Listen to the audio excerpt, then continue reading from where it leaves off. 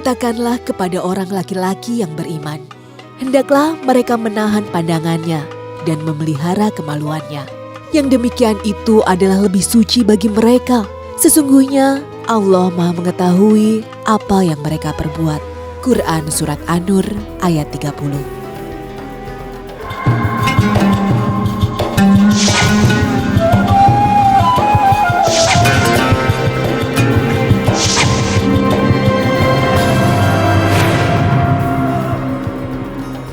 Assalamualaikum warahmatullahi wabarakatuh. Selamat pagi pemirsa Tawakal yang dirahmati Allah Subhanahu wa Ta'ala. Senang sekali saya Farid Hasan kembali menjumpai Anda dan pemirsa. Di studio sudah hadir bersama kami Ustadz Muhammad Ziyad dan juga seorang narasumber bernama Mbak Rara. Pemirsa, di awal tadi adalah tayangan di mana salah satu kisah yang menimpa Mbak Rara ketika dia memergoki suaminya berselingkuh, tapi di situ suaminya langsung menampar Mbak Rara. Dan Pak Ustadz, ini kalau dari lihat video tadi banyak terjadi ketika sudah tertangkap basah, sang suami langsung bereaksi, dia langsung memukul istrinya nih Pak Ustadz. Bismillahirrahmanirrahim. Melihat tayangan video tadi, sungguh kita sangat prihatin. Ada seorang suami yang sudah terikat perjanjian pernikahan suci, kemudian melakukan pengkhianatan terhadap istrinya melalui jalan perselingkuhan. Dan ternyata setelah istrinya mengetahui, bukannya dia meminta maaf atas kesalahan yang fatal itu, tapi justru menunjukkan perbuatan lalimnya yang kedua kalinya, yaitu dengan cara melakukan pemukulan kepada istrinya. Sungguh ini yang pertama adalah ada dua pelanggaran besar. Yang pertama dosa besar melakukan perzinahan, perselingkuhan tadi. Yang kedua adalah dosa besarnya adalah melakukan pemukulan kepada istrinya, yang seharusnya justru dia harus meminta maaf pada istrinya, tapi justru sebaliknya. Inilah saya kira kadang-kadang orang-orang suami yang melakukan semacam ini, dia tidak memahami bahwa sesungguhnya Islam memuliakan seorang istri, Islam menjaga pernikahan, dan tidak boleh masing-masing ada pengkhianatan dalam suatu pernikahan yang suci itu. Iya. Mbak Rara, kami berdua mengucapkan prihatin atas apa yang terjadi sebelumnya. Nah, kami ingin bertanya lagi adalah pada saat penggerebekan itu Mbak Rara sebenarnya datang sama suaminya, selingkuhan suami Mbak Rara ya, betul ya? Betul sekali, Mas. Nah, itu gimana ceritanya bisa sampai janjian kayak gitu? Jadi waktu itu dia nelpon saya, Mas. Dia bilang bahwa istrinya sedang bersama suami saya selingkuh di sebuah rumah kontrakan. Akhirnya kami pun janjian untuk ke sana. Sampai akhirnya seperti tadi di video itu. Sampai akhirnya ya kami melihat semuanya. Oke, gini, yang pertanyaan selanjutnya lagi nih, jadi pertanyaan dari saya adalah kenapa suami Mbak Rara itu begitu tega bisa melakukan itu gitu, perselingkuhan itu asal penyebabnya apa ya? Saya rasa nggak ada penyebab apa-apa ya, mungkin ya sebagai seorang istri, sebagai seorang manusia biasa ya, mungkin saya ada kurang di mata suami saya. Tapi sejauh ini baik-baik aja sih rumah tangga kami. Mbak Rara nggak curiga sama sekali kalau dia selingkuh dengan tadinya nggak ada curiga. Iya. Nah, kecurigaan itu timbul setelah apa? Sebetulnya setelah dari awal pernikahan sih rumah tangga kami baik-baik aja ya, Mas. Tapi setelah ekonomi kami mulai membaik, dan kami bisa dibilang keuangan kami cukup lah ya. Sikapnya mulai berubah gitu. Mulai banyak perubahan dari suami saya. Oke, nah setelah ketahuan kemudian gimana sikap suami selain yang tadi langsung ambil tindakan kekerasan ya sama Mbak Rara ya, apalagi dia ada sikap yang apakah berubah atau justru lebih parah? Lebih parah, Mas. Lebih parah? Pernah dia, setelah kejadian itu pernah dia nggak pulang ke rumah selama 1 minggu, Mas. Dulu ya Mbak Rara ya, Pak Ustadz. Ini Pak Ustadz gimana nih Pak Ustadz berselingkuh, tapi dengan istri orang Pak Ustadz? Ini sangat berat sekali. Jadi hukumannya kalau di dalam Al-Quran itu dijelaskan ada istilah muhson. Itu artinya adalah orang-orang yang sudah menikah yang harus menjaga kehormatannya. Makanya hukum rajam itu kan ada perbedaan. Kalau orang kalau masih belum menikah maka dia harus didera hingga mi'ata jaldah 100 kali derahan dia. Tetapi ketika sudah sudah menikah, kemudian melakukan perzinahan baik sesama yang sudah berkeluarga atau dengan seorang gadis, maka orang yang laki-laki yang sudah berkeluarga tadi dia kena hukuman rajam kalau dalam hukum dalam Islam, yang kemudian istilahnya dilimpar hingga sampai meninggal. Apa maknanya? Sekali lagi para pemirsa, jangan ditarik dalam konteks wah kejam meninggalnya, bukan. Ini adalah sebagai punishment duniawi ketika orang melakukan pelanggaran dosa yang sangat besar itu. Yang kedua adalah maknanya dalam memberikan pelajaran pentingnya kehati-hatian. Mengapa kehati-hatian? Sebab suami dan istri itu sudah diikat kontrak perjanjian mulia di hadapan Allah yang disebut dengan mitsaqon ghalidho itu. Maka masing-masing harus menjaga semaksimal mungkin ikatan sakral, ikatan suci, jangan sampai kemudian melakukan perselingkuhan apalagi dan perzinahan tadi itu. Nah, karena itulah di dalam fikih Islam itu dijelaskan sangat tegas sekali. Ketika kita misalkan seorang istri kemudian dengan suami baru melihat sinyal-sinyal kemudian istri menuduh atau sebaliknya suami menuduh istri tanpa ada bukti, tidak dibolehkan gitu. Lah, fakta yang menimpa pada suaminya Mbak Rara tadi itu kan bukan lagi isu, tetapi kan disaksikan dengan mata telanjang kemudian dari pihak tadi itu. Lah, inilah saya kira bukti bahwa tidak adanya tanggung jawab dari seorang suami kepada istri atau mungkin di dalam kasus yang lainnya sebaliknya. Lah, yang berikutnya adalah mungkin iman sedang hilang. Sebab kalau punya iman, tidak mungkin orang dia melakukan perzinahan. Kata Nabi SAW, tidak ada layas nizanin wa huwa mu'minun. Tidak akan mungkin seorang melakukan perbuatan zina ketika ia beriman. Maknanya apa? Ketika ada beriman, kemudian dia melaksanakan, maka dia akan sanggup mengatakan, inni akhafullaha rabbal alamin. Ya Allah, aku takut kepadamu ya Allah Tuhan alam semesta. Maka orang akan bergeser. Inilah yang terjadi ketika Nabi Yusuf alaihissalam digoda oleh Zulaiha, maka kemudian apa? Nabi Yusuf mengatakan, inni akhafullaha rabbal alamin. Kenapa? Karena pada puncak keimanannya masih ada. Kasus tadi itu, misalkan seringkali ketika orang diuji dengan kekurangan ekonomi, orang bisa bertahan. Tapi ketika seorang suami kadang-kadang diuji itu, maka kemudian muncullah pikiran-pikiran. Itu kenapa muncul? Bisikan setan dan dorongan syahwat. Padahal orang menikah itu tujuannya seperti dalam surat An-Nur dijelaskan ayat 30 itu, gunanya adalah untuk menundukkan pandangan. Mananya apa? Kalau belum punya kadang-kadang melihat sana sini, tapi begitu sudah istri, sudahlah, lihatlah, tataplah, pandanglah kepada istrimu. Berarti syahwatnya disalurkan melalui istri, tidak kepada yang lainnya yang diharamkan oleh Allah. Iya, Mbak Rara, tadi Mbak Rara bilang sebelum menikah perekonomian biasa-biasa aja, kemudian nggak lama dia perekonomiannya udah mulai membaik. Nah, dia kerja apa ya? Waktu itu dia kerja di perusahaan kertas di Jakarta, Mas.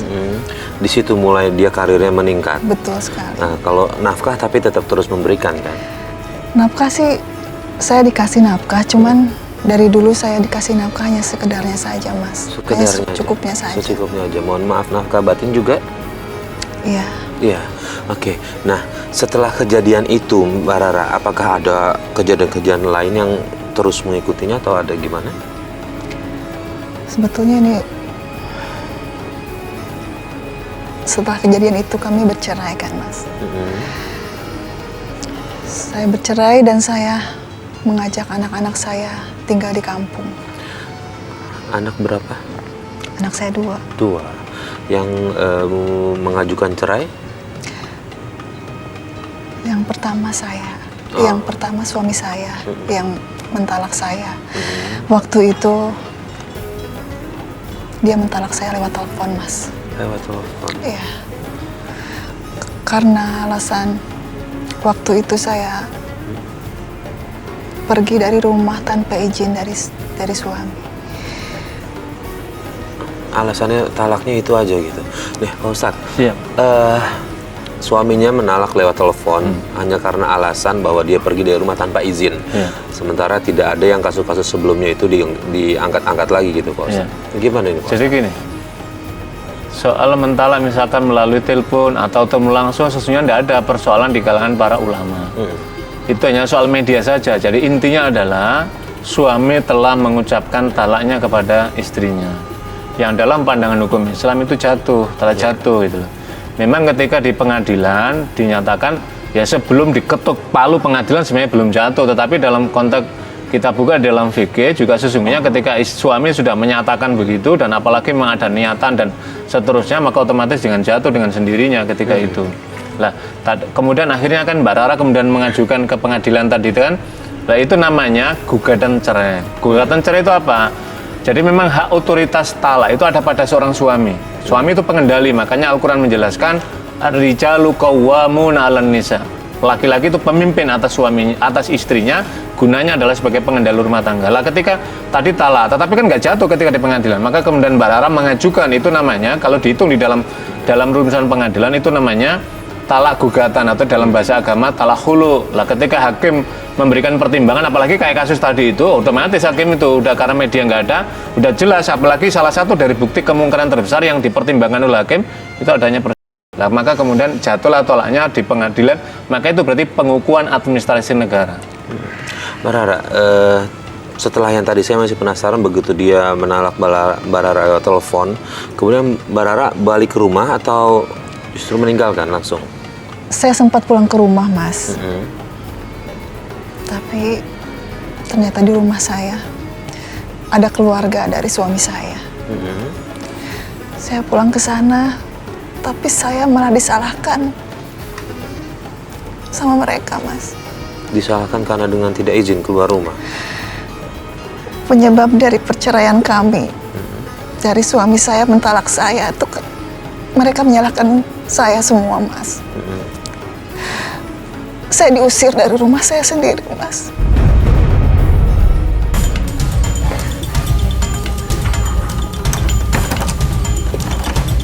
Kok nggak bisa sih? Ini bener ke rumah, kunci rumahku.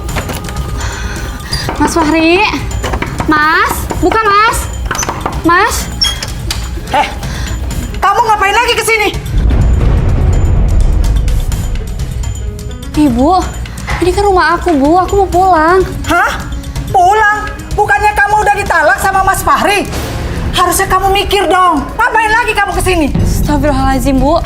Aku tahu, Bu, aku salah. Aku udah pergi nggak bilang sama Mas Fahri. Tapi kan itu juga karena Mas Fahrinya salah juga, Bu. Dia udah selingkuhin aku, Bu. Kamu tuh jangan nyalain anak saya. Mungkin dia selingkuh itu karena kamu belum becus cari istrinya. Astagfirullahaladzim, Bu. Aku nggak kayak gitu, Bu. Harusnya Ibu percaya sama aku, Bu. Rika,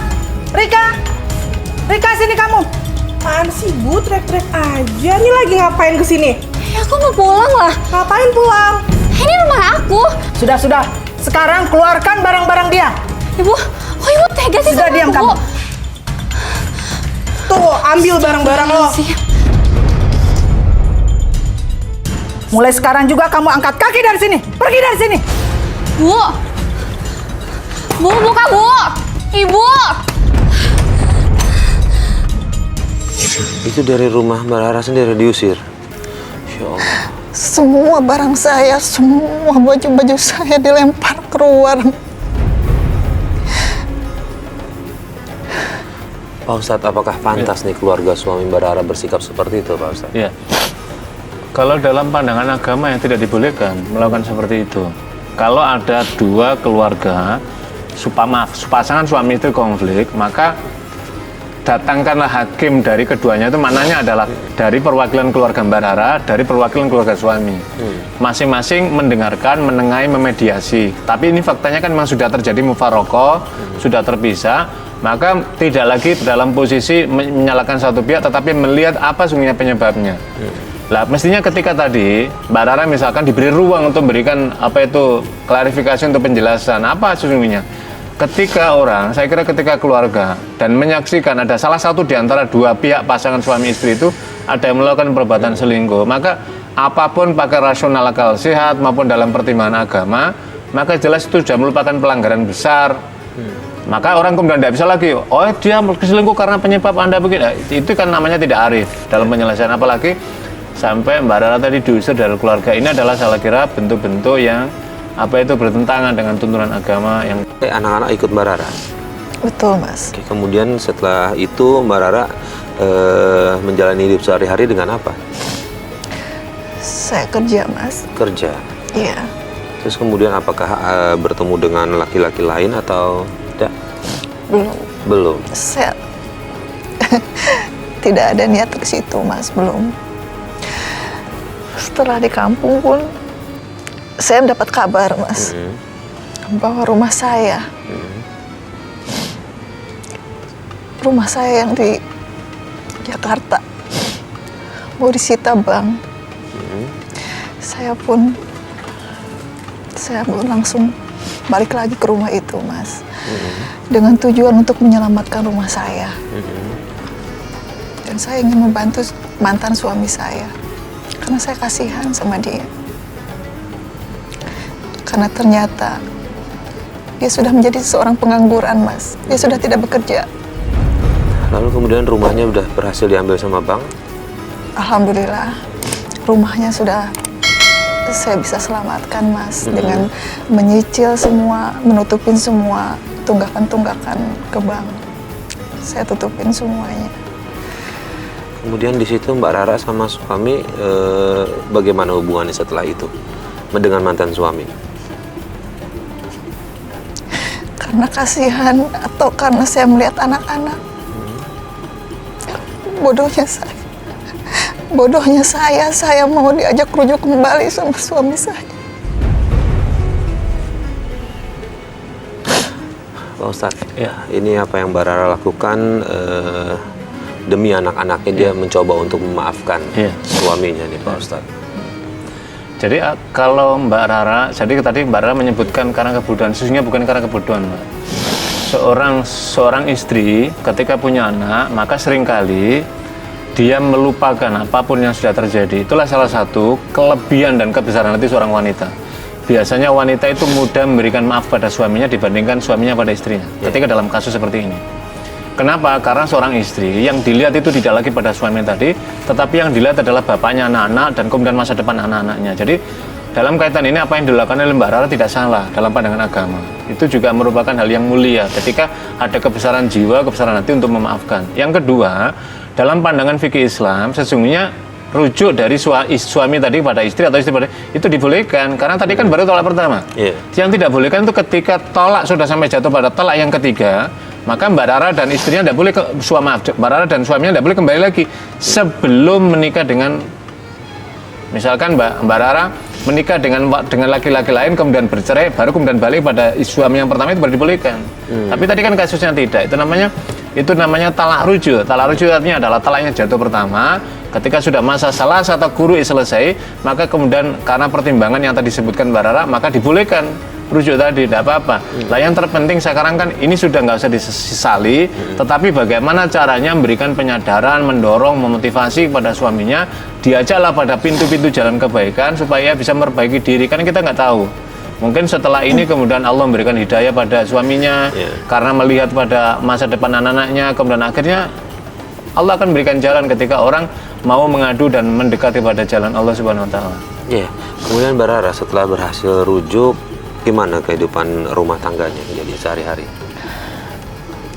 Kami memulai semuanya dari nol lagi, Mas. Saya berusaha membantu suami saya dari segi hal ekonomi. Tapi setelah semuanya mulai membaik kembali, suami saya selingkuh lagi, Mas. Ya Allah.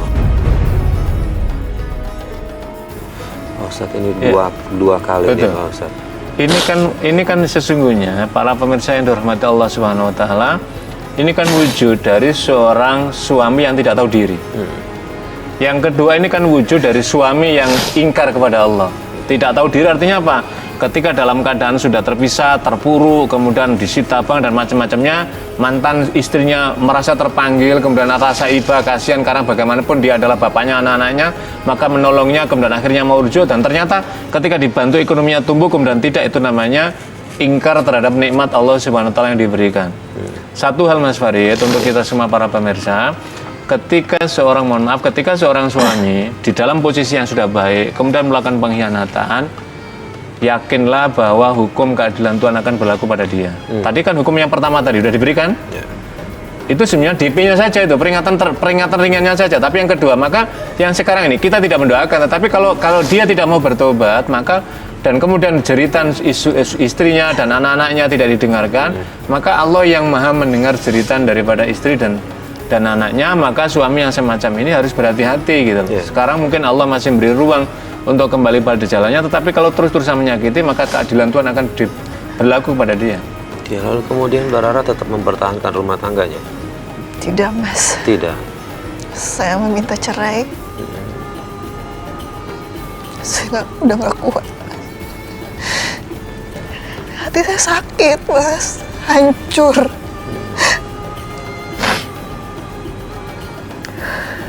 Nah, awal bertemunya dengan suami seperti apa sih pada saat itu? Awal saya memutuskan untuk menikah muda dulu. Karena waktu itu saya harus tinggal bersama ibu tiri saya. Jadi setelah ibu saya meninggal, ayah saya menikah lagi, Mas. Dan saya tinggal bersama ibu tiri yang jahat. Saya nggak betah, Mas, tinggal di rumah. Dan akhirnya saya memutuskan untuk menikah muda. Jahatnya seperti apa ibu tiri Mbak Rara? Di depan ayah saya, dia baik sekali, Mas. Tapi di belakang ayah saya, dia selingkuh, Mas. Ya Allah. Saya kasihan sama ayah saya. Setelah mengetahui itu Mbak Rara cerita nggak ke ayahnya Mbak Rara? Saya sempat cerita, Mas, sama ayah. Terus? Tapi ayah saya nggak percaya, Mas. Nggak percaya? Nggak percaya dengan semua yang saya kasih tahu sama ayah saya. Pah, aku mau ngomong. Ada apa sih? Kemarin aku lihat mama jalan sama cowok. Itu mungkin teman mama kali. Tapi Pak, mama mesra-mesraan dan mama peluk-pelukan sama cowok itu. Hei, Rara, kamu jangan sembarang ngomong loh. Ada apa sih, Pak? Ini Bu, kemarin kata si Rara, dia lihat ibu jalan sama cowok lain. Apa benar itu? Ya ampun, Pak. Mana mungkin aku seperti itu, Pak. Mungkin Rara aja yang salah lihat. Benar, Bu. Iya, Pak. Ya udah, kalau gitu Bapak mau jalan dulu. Iya, Pak. Hati-hati ya. Ya. Udah ya. Ya.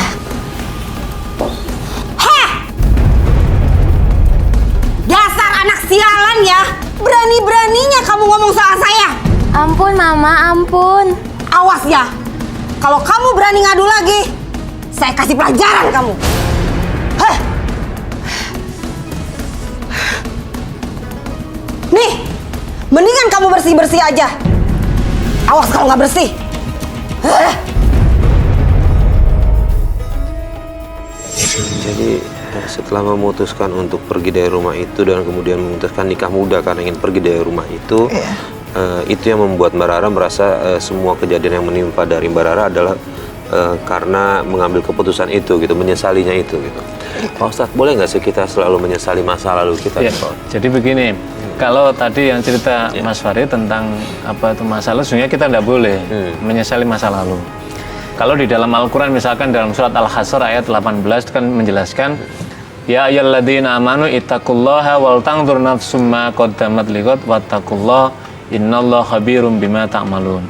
Hai orang yang beriman, bertakwalah kamu sekalian dan hendaklah setiap jiwa melihat apa yang sudah lewat pada dirinya untuk apa? Untuk perbandingan melangkah lihat masa depan dia. Maka bertakwalah kepada Allah, sesungguhnya Allah Maha mengetahui atas segalanya.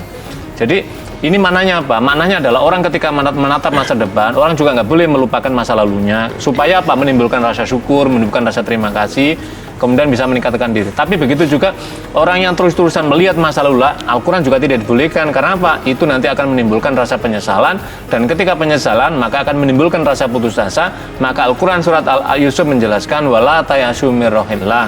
Janganlah kamu sekalian berputus asa dari rahmat Allah, sebab orang yang berputus asa itu bagian dari ciri orang-orang kafir. Kenapa orang kafir itu mudah berputus asa? Karena sandaran, cantolan kepada di luar dirinya itu tidak ada. Sementara orang beriman pasti punya sandaran. Siapa? Allah Ar-Razzaq, Allah yang memberikan rezeki. Allah Al-Qadir yang maha kuasa ketika kita dalam keadaan lemah. Allah Al-Qarat maha perkasa ketika kita tidak berdaya. Itu adalah memberikan motivasi pada kita. Nah, yang kedua, Mbak Rara ketika menyebut Menikah 18 tahun sesungguhnya nggak mudah. Memang ukuran muda, tetapi kan tergantung. Tapi kalau niatnya misalkan saya menikah muda supaya saya terhindar dari perbuatan zina, itu jauh lebih mulia, kan begitu. Jadi lihat pada konteksnya. Yang terpenting sesungguhnya para pemirsa, adik-adikku sekalian yang pasangan muda, misalkan menikah usia muda, yang terpenting adalah kemampuan memanage berumah tangga. Karena emosi dari suaminya yang masih muda, istrinya emosi sering menonjol meletup-letup ketika tidak ada yang mengalah masing-masing. Mengalah bukan berarti kalah dalam rumah tangga, mengalah untuk mencari kebaikan bersama, itulah yang terpenting. Tapi ketika dia bisa mengendalikan, masing-masing menjaga, saya kira ini akan tumbuh menjadi yang lebih baik. Jadi Mbak Rara tidak perlu menyesali tentang menikah masa muda. Itu nikmatilah sebagai bagian dari karunia Allah. Yang terpenting adalah bagaimana membina dalam kehidupan berumah tangga. Nah, Mbak Rara, saya dengar kabar katanya bapaknya Mbak Rara sudah meninggal ya? Betul, Mas. Sakit atau apa? Ya, saya meninggal karena sakit. Karena sakit. Nah, sebelum almarhum meninggal, tahu nggak dia kalau ada prahara dalam rumah tangga Mbak Rara? Ayahnya Mbak Rara? Saya belum sempat tahu. Belum sempat tahu. Belum sempat tahu. Oke, setelah bercerai, Mbak Rara kemudian tinggal di mana? Saya tinggal di Bogor, Mas, bersama anak-anak saya. Bersama anak-anak.